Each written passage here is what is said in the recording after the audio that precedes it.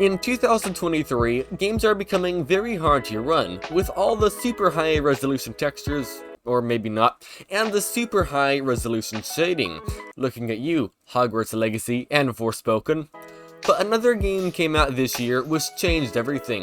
Battlebit Remastered is a game known for its great performance and how it will run on pretty much everything.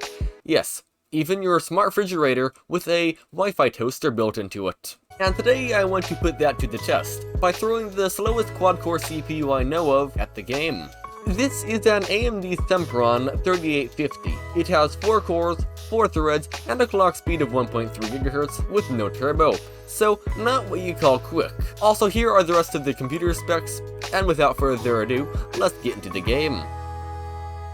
Alright, starting off at 1080p with the potato preset is not very hopeful, at least in the menu, because the frame rate in the menu is less than 30. It's hovering in the 20s. Yeah, that's not a good sign.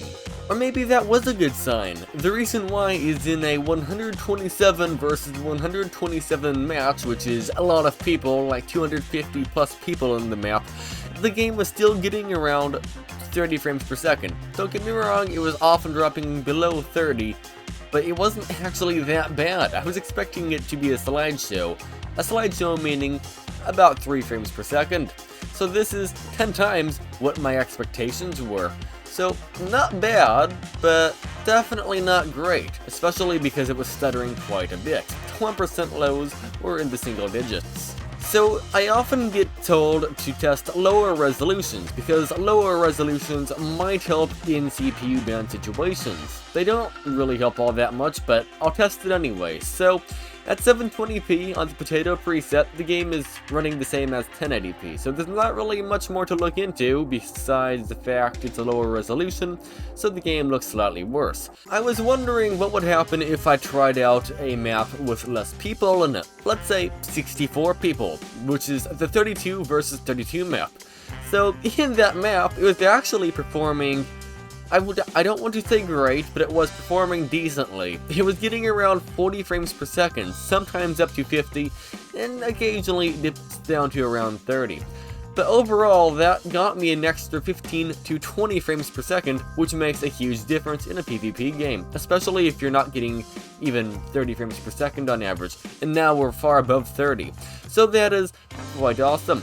And it did still stutter occasionally, the 1% lows were still in the single digits, but overall, this was actually a pretty decent experience. I played the game for about 10 to 15 minutes at this frame rate, and I had a pretty good time.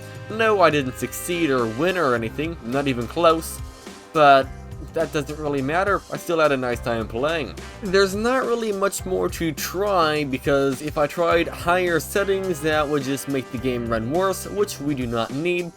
And even if it didn't run much worse, the thing is, the higher settings don't look any better than the lower settings, so there's not really a reason to test them. But that makes me wonder, how does the IGPU on this CPU perform? So the iGPU at 720p on the potato settings was running roughly the same as with the GTX 750 Ti. The only difference was it was at 720p and not 1080p, but even at 720p on the GTX 750 Ti it still performed the same because, well, we're CPU bound. Either way, it performed fine, I guess. There's not really much to say. It was slightly laggier occasionally, but that was rather rare when that happened. But overall, I would say this game is actually a pretty impressive game. It's able to run on something that even Minecraft can't run smooth on. When I say Minecraft can't run smooth on it, I'm not kidding. Minecraft Java Edition constantly drops below 30 frames per second on this, and yet Battlebit Remastered with 64 players is running, I don't want to say fine, but it's running significantly better than I expected. Yeah, either way, if you do have a weaker CPU, I highly do recommend checking this game out, because it does run on, well, pretty much anything. Even a CPU in a smart fridge probably could run this. Either way, thank you so much for watching, and have a great day.